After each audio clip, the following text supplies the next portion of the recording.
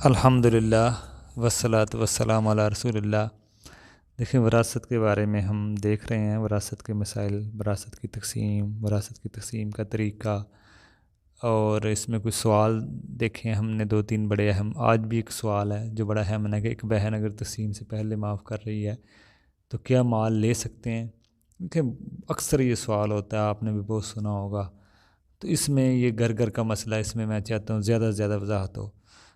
دیکھیں، یہ بالکل نہیں لے سکتے اگر بہن معاف کر رہی ہے تقسیم سے پہلے، تو سوال یہ ہے کہ اب وہ لے سکتے ہیں؟ دیکھیں، تقسیم سے پہلے نہیں آپ لے سکتے۔ اس طرح یہ معاف نہیں ہوتا، وہ دباؤ میں نہیں مانگ رہی ہوتی، اگر زبان سے کہہ بھی دیں تو اس کا کوئی شمار نہیں ہے، اگر وہ دل سے نہیں دے رہی تو اللہ کی عدالت میں یہ مسئلہ اٹھایا جائے گا اور اس کا حساب کتاب ہوگا۔ یہ معاملہ اتنا آسان نہیں ہے کہ ہمارے ہاں ماحول ہے کہ اس ماحول میں اگر کوئی بہن کہہ بھی دے تو اپنا حصہ وہ نہیں لیتی، تو اس کے کہہ دینے پر آپ مت جائیں، بلکہ زبردستی ان کو ان کا حصہ دیں اس معاملے میں۔ اس سے پہلے مال دیں، بعد میں فیصلہ کرے گی۔ پہلے ان کو مال دیں، ان کے ہاتھوں میں دیں، وہ بعد میں فیصلہ کرے گی کہ کس کو دینا ہے کس کو نہیں دینا۔ لیکن تقسیم سے پہلے ہی معاف کرا لینا یہ بہت ہی گھٹیا حرکت ہے، انتہائی ذلیل حرکت ہے، اور یہ سود سے بھی بدترین حرکت ہے۔ اپنے رشتہ دار سے ایسا سلوک کیا جاتا ہے آج کل۔ اگر معاف ہی کرنا ہے تو بھائی معاف کریں، بہنیں کیوں معاف کریں؟ اپنی بیٹیوں کو، بہنوں کو اگر دینا ہے تو مدارس میں دے دیں، کسی مسجد میں دے دیں، ٹھیک ہے نا؟ تو یہ اس میں مسئلہ ہے، اس سے بہن کو فائدہ بھی ہوگا۔ بھائیوں کو تو رسمی طور پر دیا جاتا ہے، رسمی طور پر دے دیتی ہیں، جیسے جہیز والا مسئلہ ہے، میں باپ مجبور ہوتا ہے، آپ خوشی کا نام نہیں دے سکتے۔ اسی طرح بہنیں بھی مجبور ہیں، مجبوری میں دیتی ہیں، اپنی مرضی سے تو وہ نہیں دیتی، مجبور ہوتی ہیں۔ جیسے جہیز ایک رواج بن چکا ہے، اسی طرح بہنوں کا حصہ کھانا یہ بھی ایک رواج بن چکا ہے، یہ بھی ایک رسم بن چکی ہے۔ اس خلاف قدم اٹھانا چاہیے۔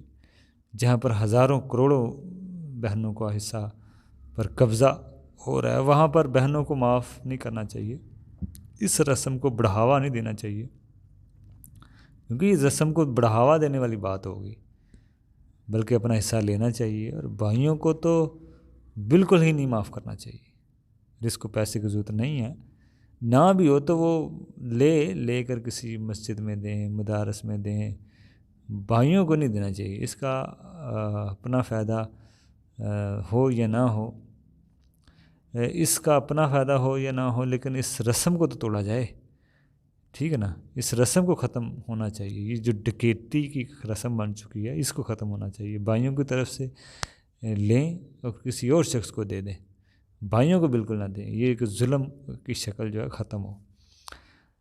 اور دیکھیں، بھائیوں کو تو معاف کر دیتی ہیں، لیکن اپنے شوہر سے تھوڑے تھوڑے پیسوں کے لیے لڑ رہی ہوتی ہیں یہی بہنیں، بلکہ یہی بہنیں آپ دیکھیں دوسری شادی بھی اگر کرنی ہو نا شوہر نے تو یہ نہیں کرنے دیتی، شوہر کی مال ہی کی وجہ سے۔ تو یہ اس میں مسئلہ ہے۔ اور دیکھیں، شوہر کا جو مال ہوتا ہے نا، وہ بیوی کا نہیں ہوتا، بلکہ مرنے کے بعد اللہ نے رکھا ہے 1/8 یا 1/4۔ اسی طرح بیوی کا جو مال ہوتا ہے نا، یہ بھی شوہر کا نہیں ہوتا۔ بعض لوگ سوچتے ہیں بہنوں کو دیں گے تو ان کو شوہر کو دینے والی بات ہے، نہیں، شوہر کا بھی حصہ اللہ نے مرنے کے بعد ہی رکھا ہے بیوی کے 1/2 یا 1/4۔ اور بیوی کا سب سے کم ہوتا ہے، سب وارثوں میں سب سے کم حصہ بیوی کا ہے، ماں دادی نانی سے بھی کم ہے، ان کا بھی ان سے زیادہ ہوتا ہے۔ تو یہ شوہر سے امید لگا کے رکھتی ہے کہ میرا جو بھی ہے وہ شوہر سے ہی مجھے ملے گا، لیکن شوہر سے تو اس کو سب سے کم ملنا ہوتا ہے، لیکن اپنے ماں باپ سے وہ نہیں لیتی، تو شوہر پر اس کی نظریں ہوتی ہیں، شوہر کے مال پر پھر کے وہ شادی بھی نہیں کرنا چاہتی۔ مثال کے طور پر اگر شوہر کا انتقال ہو جاتا ہے، اس کے بچے نہیں ہیں اور اس کی بہن ہے اور صرف ایک بیوی ہے، ایک بہن ہے اور صرف بیوی ہے، اب دیکھیں بیوی کا حق دیکھیں شوہر کے مال میں کتنا ہے، جو وہ اس زام پہ اپنے بہن بھائیوں کا بھی نہیں حصہ نہیں لیتی، ماں باپ سے بھی نہیں لیتی، اسی غلط فہمی میں رہتی ہے وہ زام میں کہ میرا شوہر کا جو مال ہے وہ میرا ہے، حالانکہ شوہر کے انتقال کے بعد تو سب سے کم حصہ اس کا بیوی کا 1/8 ہے یا 1/4 ہے۔ اگر بیوی کو خلا یا طلاق بیوی لے یا طلاق ہو پھر بھی اس کو کچھ بھی نہیں ملتا، لیکن اگر شوہر کی اولاد نہ ہو تو سمجھ لیں کہ اس کی بیوی ہے۔ اب آپ کو اندازہ ہوگا کہ بیوی کا کتنا کم حصہ ہے، شوہر کی اولاد نہیں ہے، اس کی صرف بیوی ہے۔ یہ جو سمجھ رہی ہوتی ہے نا شوہر کا مال میرا ہی ہے، یہ ذرا اس کی حقیقت دیکھیں، اس کا مال کیا ہوتا ہے، اور دوسری شادی بھی نہیں کرنے دیتی اسی وجہ سے، اور اس کو کوئی محبت نہیں ہوتی شوہر سے، صرف مال کی وجہ سے، اور مال میں اس کا حق کیا ہے شرعی طور پہ وہ دیکھیں۔ شوہر کا انتقال ہے مثال کے طور پہ، اس کی صرف بہن ہے اور کوئی وارث نہیں، اور اس کی بیوی ہے، اولاد نہیں ہے۔ 4 کروڑ وراثت چھوڑ کے جا رہا ہے شوہر، بیوی کو کیا ملے گا؟ 1 کروڑ، باقی 3 کروڑ کس کو ملے گا؟ بہن کو، مرنے والی کی بہن کو، شوہر کی بہن کو۔ اور شوہر کے بہن بھائیوں کا تعلق دیکھیں، ماں باپ کا تعلق دیکھیں، اس سے کتنا مضبوط ہے، اور بیوی کا دیکھیں مال کے حوالے سے۔ اسی طرح اگر شوہر کا انتقال ہے، اس کی اولاد نہیں ہے، اس کی صرف والدہ ہے اور بیوی، اور کوئی وارث نہیں ہے، والدہ کو 3 کروڑ جائے گا اور بیوی کو 1، اگر 4 کروڑ وراثت ہے۔ 40 لاکھ وراثت ہے، شوہر کے صرف بھائی ہے اور ایک بہن ہے، بیوی ہے، بیوی 1 کروڑ 40 لاکھ میں 10 لاکھ لے گی، باقی 30 لاکھ بھائی کو جائے گا۔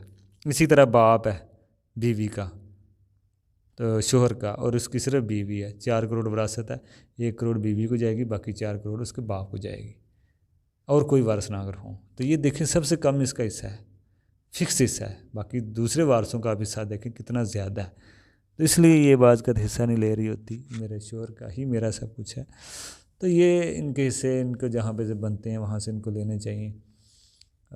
باقی جہاں سے نہیں بنتا، جہاں سے کم بنتا ہے وہاں پہ اس کی امیدیں ہوتی ہیں، اور ماں باپ سے حصہ بلکہ ان کا بنتا ہے، ان کو دیں، ان کو بھی لینا چاہیے، بھائیوں کو بھی دینا چاہیے۔ یہ اللہ کا طریقے ہیں، یہ کسی کی نظام نہیں ہے، یہ اللہ کا نظام ہے۔ السلام علیکم۔